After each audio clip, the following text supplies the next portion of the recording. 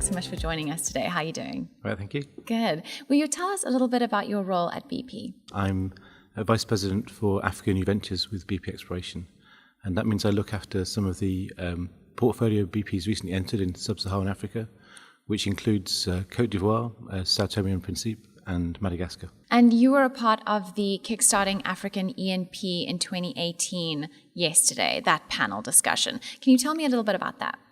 Yeah, so it was one of the first panels in the conference yesterday, and we had representatives from most of the IOCs, from BP, Shell and Total on the panel. And we were, I guess, trying to explain how the majors were looking at Africa exploration in the context of rising oil prices and company strategies around the transition in energy to lower carbon energy.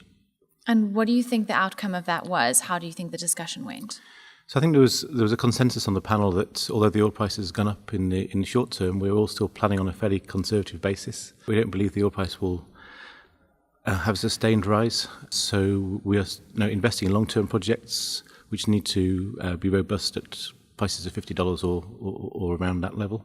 I think there was a consensus that gas is going to become increasingly important in Africa, and that matches with many of our company strategies around the transition to lower carbon fuel and gas being an important part of the energy mix going forward.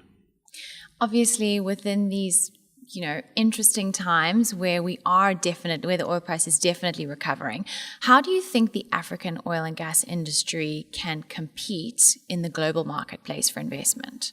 Well, I think the key question now is around competition, and opportunities in Africa do need to compete for capital with opportunities elsewhere in the world. And I think that's one of the messages that we're trying to give from the panel, is that governments need to recognise that there is a competition for investment. BP and other companies are not raising our capital levels. We're trying to maintain our capital discipline. So there are lots of opportunities for investment, and we can only really invest in the highest quality opportunities. And that is to do with commercial terms, it's to do with above ground risk, but also fundamentally to do with the quality of the subsurface.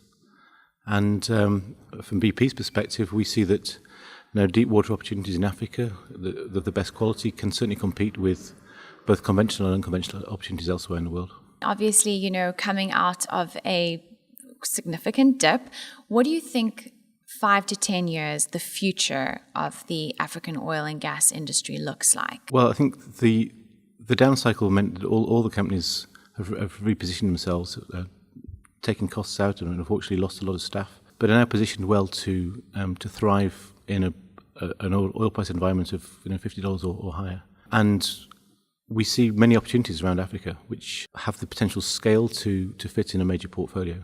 And that's one reason why BP is taking the opportunity of the down cycle to reload our portfolio with new exploration opportunities, which will play out over the next 5 to 10 years. So, for example, in Côte d'Ivoire, we just completed a large 3D seismic survey with our partners Cosmos.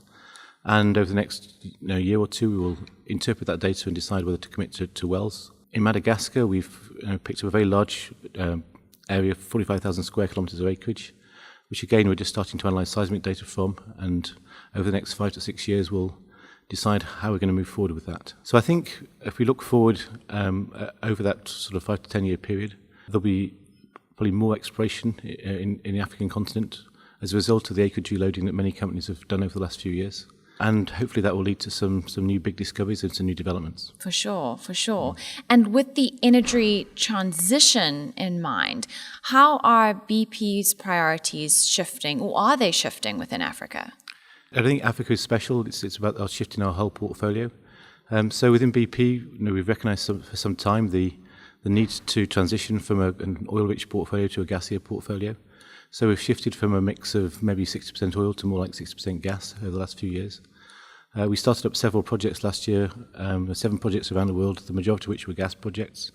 So that's a big shift. And we've recently announced our kind of strategy for the transition, which is about reducing the emissions from our own operations. It's about improving the products we make, so things like higher efficiency fuels and lubricants, and also building new businesses in lower carbon. So we're making significant investments through our venturing arm in lower carbon technologies, which includes recently an announcement of our deal with Lightsource, a new solar company with BP Lightsource joint venture, which may be relevant in some parts of Africa. I think the important thing for our industry is to recognise most of the growth in energy demand over the next several decades is going to be about electricity demand. And the question is, how is that electricity going to be generated? Is it going to be generated from fossil fuels or from renewables? And I think our view is it's going to be a mix. And the mix, which seems to be a bit of a sweet spot at the moment, is a combination of renewables and gas. So gas to replace coal and oil in power generation, and solar and wind and other renewable technologies to add to that mix. But gas solves the problem of intermittency. Sounds like a lot of collaboration is going to be needed, mixing all these different industries together. So with that in mind, what do you think assemblies and conferences like the Africa Assembly do for the industry as a whole? Well, I think this assembly, it's the first time I've been to this meeting, and for me it's been great to meet such a wide range of players on the African continent, from government to private companies, suppliers and operators. I think as we look forward, there's going to be much more integration between upstream and downstream, and resource producers and power producers. And this is a great forum for those people to meet and share ideas. You've worked with the Oil and Gas Council for a number of years now. Yep. What has that experience been like on the whole? Well, I always find the Oil and Gas Council meetings they're great conveners of the community, and they do manage to attract senior representatives from governments as well as from private companies.